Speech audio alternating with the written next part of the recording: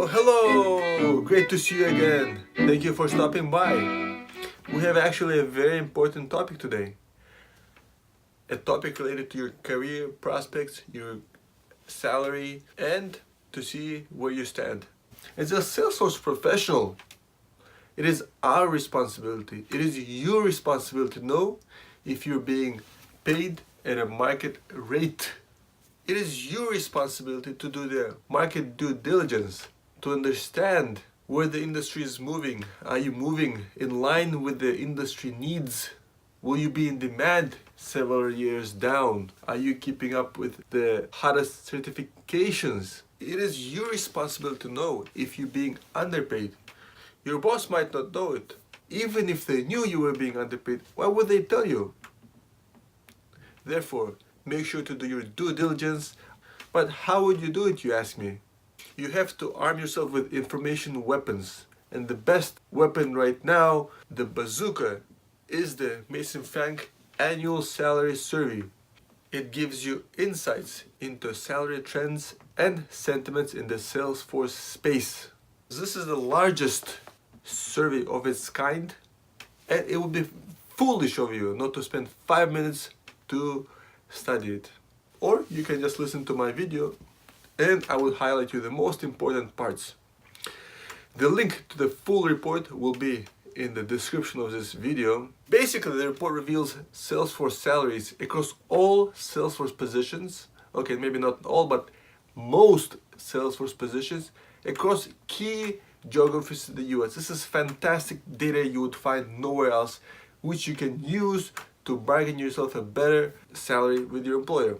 This report is based on 3 key resources. First of all, it's the survey that they conduct among thousands of respondents. Secondly, it's the job placement they have personally done. And third, it's the jobs registered with Mason Frank. Although the most interesting aspect of the report are the salaries, there are other interesting things you can learn from it as well, such as what is the most important Salesforce product? Do you know? Maybe you have some hunch on it, but test your hypothesis. You'll be very surprised by what you learn. What is predicted to be the most in-demand product over the next 12 months? Are you doing some trailheads on that hot product? Maybe you should if you want to be highly in demand and highly sought after. What Salesforce expertise is valued the highest? How do Salesforce professionals feel about their prospects in the Salesforce industry? You'll be really surprised by some of these findings. I certainly was. Let's focus on the 3 most interesting aspects of the report. First, Salesforce salaries. Secondly, experience and skills that are in demand and will be in demand. 3, Salesforce professional sentiments. First, most interesting aspect of the report is the salary data. It's very simple and concrete and specific. Here's the best way to make use of this data. Here's the table for USA. Let's say you are a Salesforce administrator, and let's say you're pretty junior. Maybe you have less than 3 years of experience. According to this data, on average, junior Salesforce administrators make $98,000. So if they're permanently placed, right? But if they're freelancers, they make $62 to $111 per hour. So next time you talk to a recruiter and they ask you what salary are you looking to get, or if you're talking to your manager and you're discussing your salary expectations, growth prospects for next year, you can mention that you would like to be compensated at a market rate, and the market is dictating $98,000. But your manager might say, hey, this is average data and we are in a very low cost part of US like West Virginia or Maryland. Therefore, this data is not accurate. So what you can do then is look at the second table. And this table has data for 5 cities. Austin, which I would say is a low cost city. Boston is more expensive. Chicago is even more expensive. New York even more, and San Francisco I think is the most expensive city in the US among the large cities. If you're not from one of these cities, then see which of your cities is most similar to Boston or Austin. See which one is a proxy for your city. So I live in Columbia, Maryland, and I think my city is closest to Austin, Texas. So if you're a Salesforce administrator in Austin, then at junior level they make about $92,000. Mid-level administrators make $105,000, and senior administrators make $120,000. So this is powerful data, very specific, down to geography, title, and experience level. So this is powerful data. Make sure you use it. This is the second most interesting part of the survey, the part on experience. What this shows is that this is still a very young, nascent industry. This is the perfect time to join the industry because a lot of people are joining. So look at it, 54% of the Salesforce professionals have 10 or more years of experience. Yeah, but only 6% have 10 or more years of Salesforce experience. That means that there are a lot of career changes in the Salesforce industry.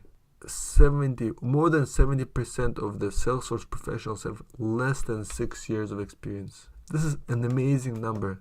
That means this is a very young industry, a lot of room for growth, a lot of room for career changers. I'm in this 37%. I used to feel bad. I know so little. There are so many people who know so much more. But I'm part of this 37%, and soon I'll be part of the 74%. So I shouldn't be shy. You shouldn't be shy. The third interesting part about the survey is the part on certifications. We see which certification is the most popular. So I have a bunch of these, and I was wondering which of them should I tackle next. I was thinking platform developer too, because I have pretty much everything until Service Cloud, and I have the Marketing Cloud email specialist. So I might instead actually tackle Community Cloud consultant first, because it's the more common one. It's better to go from more common to more specific, I feel, so that I make sure that I cover the bases. So we see that 77% of professionals working in the Salesforce ecosystem hold at least one Salesforce certification.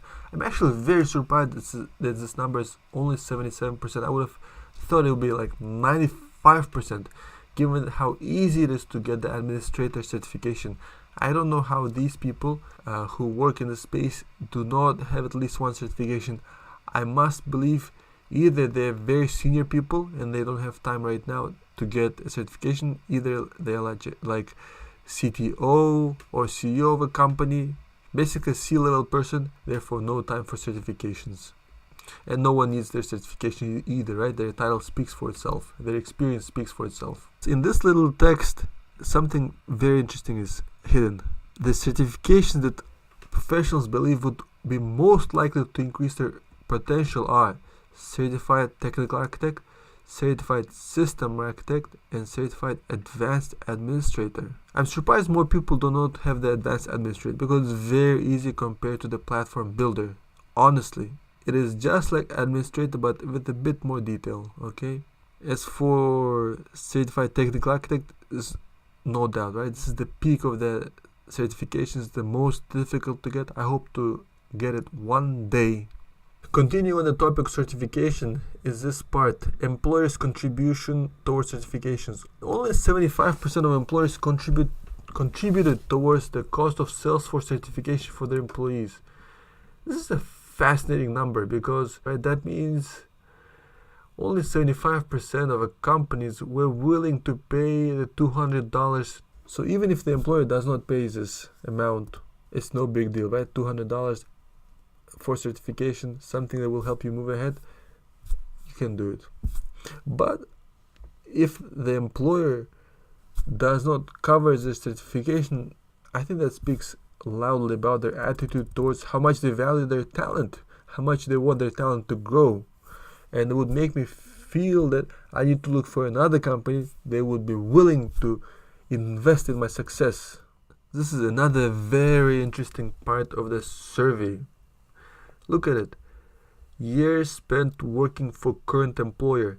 73% of respondents have worked for their employer less than 3 years. Wow, right?